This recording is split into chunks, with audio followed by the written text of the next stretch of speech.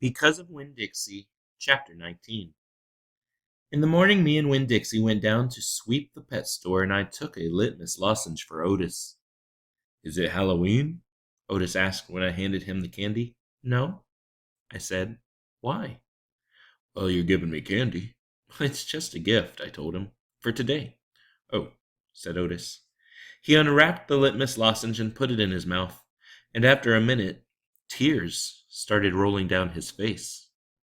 Well, thank you, he said. Well, do you like it? I asked him. He nodded his head.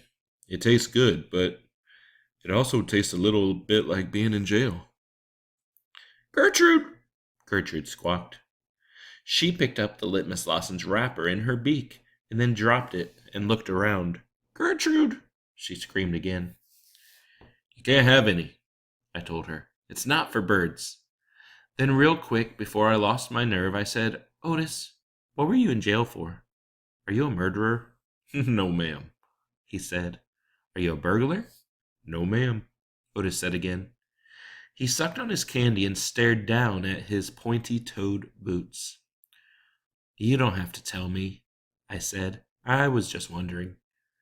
I ain't a dangerous man, Otis said. If that's what you're thinking. I'm lonely, but I ain't dangerous. Okay, I said, and I went into the back room to get my broom. When I came back out, Otis was standing where I left him, still staring down at his feet. It was on account of the music, he said. What was? I asked. Well, why I went to jail. It was on account of the music. What happened?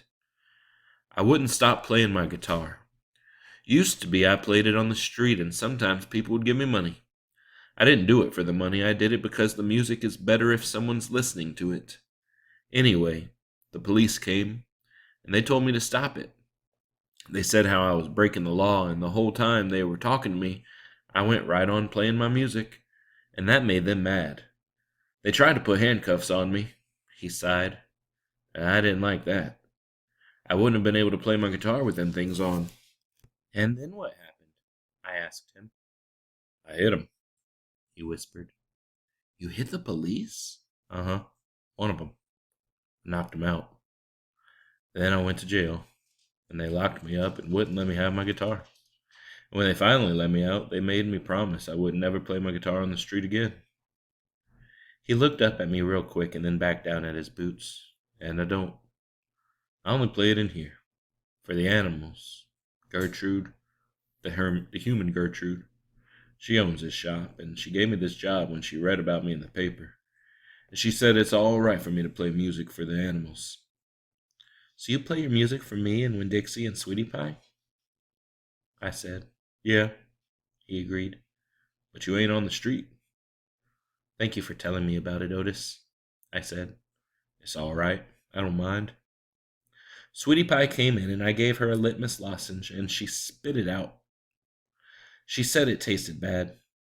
She said that it tasted like not having a dog. I swept the floor real slow that day. I wanted to keep Otis company. I didn't want him to be lonely. Sometimes it seemed like everybody in the world was lonely. I thought about my mama. Thinking about her was the same as the hole you keep on feeling with your tongue after you lose a tooth. Time after time, my mind kept going to that empty spot, the spot where I felt like she should be.